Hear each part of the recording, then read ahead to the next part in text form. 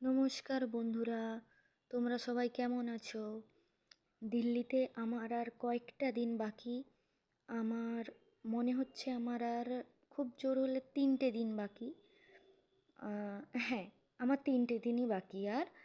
তো এই 3টে দিনের মধ্যেই আমি আজকে বৃহস্পতিবার, তো এই জোনাপুরে, দিল্লির জোনাপুরে একটা বাজার বসে বৃহস্পতিবারে। তোমাদেরকে আমি ওটাই একবার দেখিয়ে নেব। আজকের ব্লগটাই বাজারটা নেই, তো তোমরা দেখতে থাকো। এখানে আমি রেডি হয়ে গিয়েছি, এবারে বাজারের উদ্দেশ্যে রওনা দেব।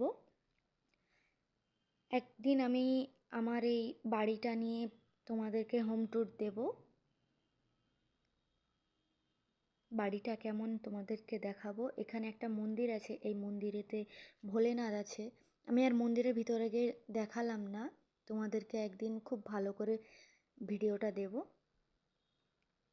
ওখানে দেখতেই পাচ্ছ অনেক ঠাকুর আছে। এই মন্দিরে সবাই আসতে পারে, যে যেমনভাবে চায় তেমনভাবে এসে পুজোও করতে পারে।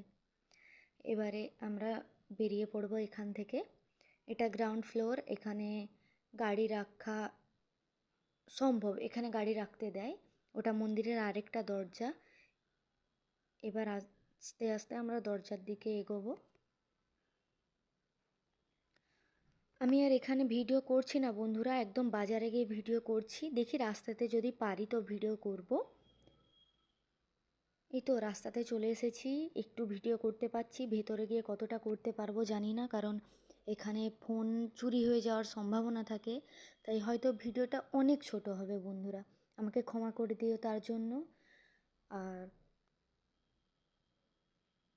বাজারে চলে এসেছি, এবারে একটু বাজারটা তোমাদেরকে ঘুরে দেখিয়ে নেব। এটা সবজি দোকান, সাইডে জিলিপি দোকান, কিছু ফুড কর্নারও আছে, স্ট্রিট ফুড।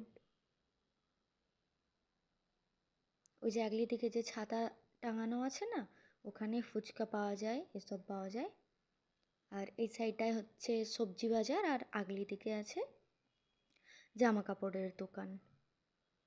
ভিডিওটা আমি বেশি বড় করতে পারবো না বন্ধুরা, এখানে আমাকে দেখতে পাচ্ছ কতটা ভিড় আছে, এখানেই আমাকে ভিডিওটা ছোট করেই করতে হবে। তো তোমরা আমাকে ক্ষমা করে দিও। এই দেখো সাইডে ফুচকার দোকান আছে।